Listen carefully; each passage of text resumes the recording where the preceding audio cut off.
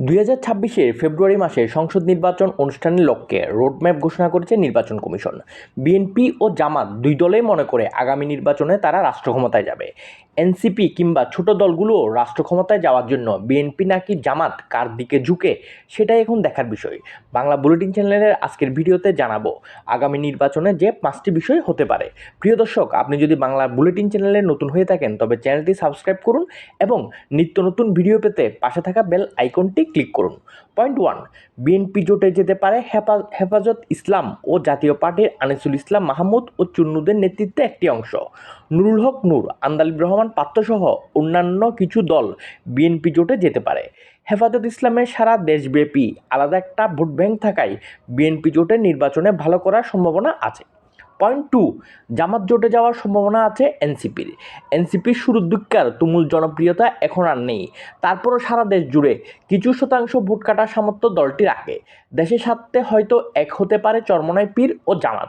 চরমোনাই পীর যদি জামাত জোটে যায় তবে নির্বাচনে জামাত জোটের ভালো করার সম্ভাবনা আছে। পয়েন্ট 3, হেফাজত ইসলাম, চরমোনাই পীর ও মাওলানা মমিনুল হক সহ সব ছোট বড় ইসলামিক দলগুলো এক হয়ে যদি আলাদা জোট করে তবে জোটটির ভালো করার সম্ভাবনা আছে নির্বাচনে।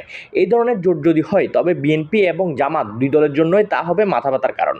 পয়েন্ট 4, আওয়ামী লীগ যদি দলীয় ব্যানারে নির্বাচন করতে না পারে তবে তার যে ভোট ব্যাংক আছে সেটি তো আর বসে থাকবে না। সেক্ষেত্রে আওয়ামী লীগ জি এম কাদেরের নেতৃত্বে জাতীয় পার্টির ব্যানারে ভোটে যেতে পারে। আওয়ামী লীগের দলীয় হয়তো প্রচারণা থাকবে না, কিন্তু গোপন মেসেজ থাকবে অমুক আসনের লাঙ্গলের প্রার্থীটা আওয়ামী লীগের প্রার্থী, তার পক্ষে কাজ করো। আর ফেসবুক, হোয়াটসঅ্যাপ, ইমো আর সিগন্যাল অ্যাপের এই যুগে যে কোনো মেসেজ জায়গা বরাবর পৌঁছাতে চিন্তা করতে হয় না। জাতীয় পার্টি ও আওয়ামী লীগের এই ধরনের গোপন জোট যদি হয় তবে ভোটচিত্রটা অন্যরকম হতে পারে। পয়েন্ট 5, জি এম কাদেরের নেতৃত্বে পুরো জাতীয় পার্টি হয়তো বিএনপি জোটে চলে যেতে পারে। সেক্ষেত্রে গণফোরাম কিংবা নির্বাচন কমিশনে নিবন্ধিত কোনো ছোট দলের ব্যানারে আওয়ামী লীগ গোপনে নির্বাচনে অংশগ্রহণ করতে পারে। মাঠের রাজনীতি আর ভোটের রাজনীতি দুইটা সম্পূর্ণ আলাদা বিষয়। এই কথাটা রাজনৈতিক দলগুলো খুব ভালো করেই জানে। প্রিয় দর্শক, আপনার কি মনে হয় আগামী নির্বাচনে কোন জোট ভালো করবে?